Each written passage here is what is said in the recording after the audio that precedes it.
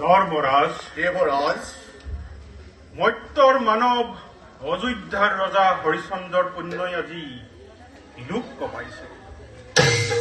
পৃথিৱীত হৰিশ্চন্দ্ৰৰ নাই আৰু স্থান। অনতি পলমে স্বৰ্গপুৰে আনিব লাগে এই মহাত্মা। সঁচা কথা দেবৰাজ, সঁচা কথা। পৃথিৱীত আজি অদ্বিতীয় অযোধ্যাৰ নৃপতি।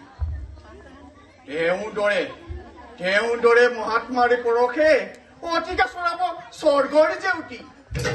দেৱৰাজৰ পালে অনুমতি, স্বৰ্গৰথে গমন কৰিম মৰ্ত্যধামৰ।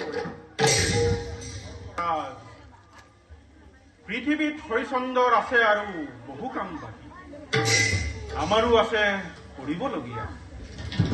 কৰিব লাগিব তেওঁৰ সত্যৰ পৰীক্ষা, ৰাখিব লাগিব কীৰ্তি যুগ যুগান্তৰে।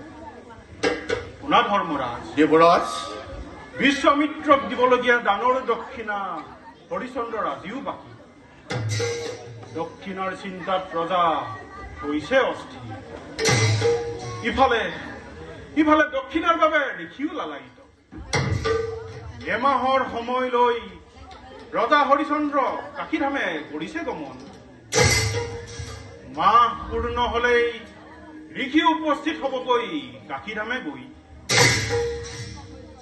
গতিকে বলা আমিও ছদ্মবেশে গৈ কিনি ল'ম হৰিশ্চন্দ্ৰ আৰু তেওঁৰ পত্নী হৈবাক। অতি ভয়ংকৰ পৰীক্ষা দেৱৰাজ। সেই পৰীক্ষা হব অতি নিদাৰুণ।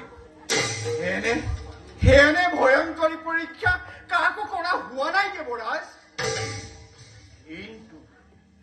কিন্তু মই নিশ্চিত দেৱৰাজ, সত্য ধৰ্ম আগত ৰাখি ৰাজা হৰিশ্চন্দ্ৰ এই পৰীক্ষাত উত্তীৰ্ণ হব অতি অপৰাধে।